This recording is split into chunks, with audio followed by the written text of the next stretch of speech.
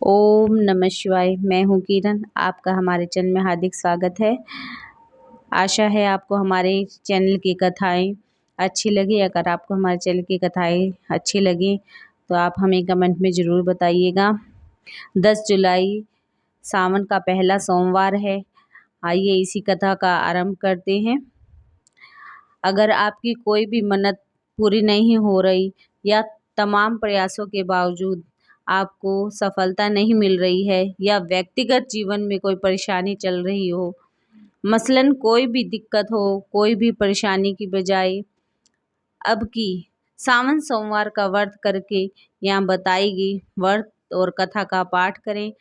मान्यता है सावन सोमवार के दिन अगर व्रत रखकर इस कथा का पाठ किया जाए तो जातकों आपकी मन चाही मुराद पूरी हो जाएगी। सावन सोमवार का बहुत बड़ा महत्व है।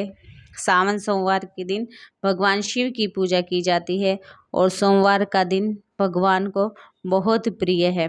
हर भक्त को सच्चे मन से सावन सोमवार का व्रत करना चाहिए। इसको करने से बहुत लाभ मिलता है। आइए सावन सोमवार व्रत कथा का रसपान करें। एक साहूकार था जो भगवान शिव का अनन्य भक्त था। उसके पास धन धान्य किसी भी चीज की कोई कमी नहीं थी, लेकिन उसकी कोई संतान नहीं थी और वह इसी कमी को लेकर रोज भगवान शिव के मंदिर में जाता, दीपक जलाता। उसके इसी भक्ति भाव को देखकर एक दिन माता पार्वती ने शिव जी से कहा कि हे प्रभु, यह साहूकार आपका अनंत भक्त है, इसको किसी बात का कष्ट है तो आप इसे अवश्य दूर करना चाहिए।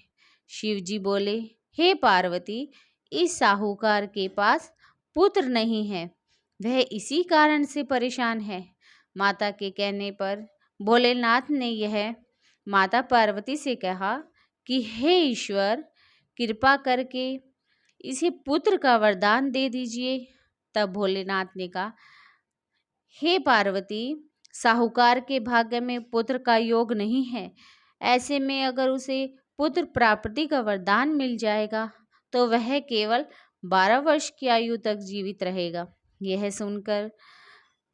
सुनने के बाद माता पार्वती ने कहा, हे प्रभु, आपको इस साहूकार को पुत्र का वर देना ही होगा, अन्यथा भक्त क्यों ही आपकी सेवा पूजा करेगा। माता के बार बार कहने से भोलेनाथ ने साहूकार को पुत्र का वरदान दे दिया, लेकिन यह भी कहा गया है वह केवल 12 वर्ष तक जीवित रहेगा।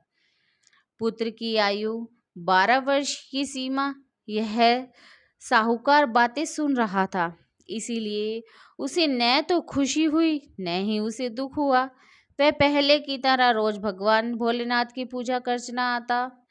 उधर सेठानी गर्भवती हुई और 9वें महीने एक सुंदर से बालक की प्राप्ति हुई। परिवार में खूब खुशियां मनाई गई, लेकिन साहूकार पहले ही की तरह रहा। उसी बालक की 12 वर्ष की आयु का जिक्र किसी से नहीं किया। तब विवाह की बजाय बालक को काशी भेजा।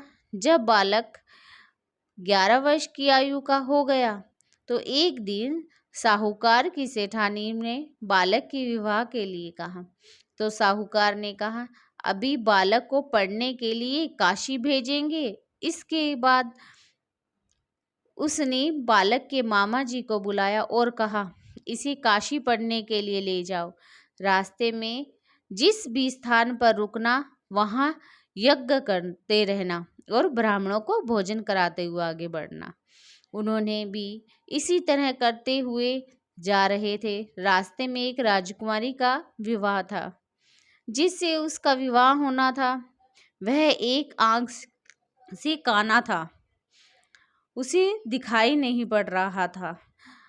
तो उसके पिता ने जब अति सुंदर साहूकार के बेटे को देखा तो उनके मन में विचार आया, क्यों ना मैं इसे ही घोड़ी पर चढ़ाकर शादी के सारे कार्य संपन्न कर लूं। तो उन्होंने मामा से बात की और कहा, इसके बदले में वह अथवा धन ले ले और वह राजी हो जाए। इसके बाद साहूकार का बेटा विवाह की बेदी पर बैठ गया। जब विवाह संपन्न हुआ तो जाने से पहले उसने राजकुमारी की चुनरी के पल्ले पर लिख दिया, तेरा विवाह मेरे साथ हुआ है, लेकिन जिस राजकुमार के साथ भेजेंगे वह तो एक आंख से काना है। इसके बाद वह अपने मामा के साथ काशी चला गया। उधर जब मामा ने अपनी चुनरी पर यह लिखा हुआ पाया तो उसने राजकुमार के साथ जाने से मना कर दिया। तो राजा ने अपनी पुत्री को बारात के साथ विदा नहीं किया। बारात वापस लौट गई। उधर मामा भांजा काशी नगरी पहुंच गए। एक दिन जब मामा ने यज्ञ रखा, भांजा बहुत देर तक बाहर नहीं आया, तो मामा ने अंदर जाकर भांजी को आवाज लगाई और भांजी के प्राण निकल चुके थे। यह देखकर मामा बहुत परेशान हो गया। उसने सोचा, अभी रोना पीटना मचाऊंगा तो ब्राह्मण चले जाएंगे, यज्ञ भी पूरा नहीं होगा।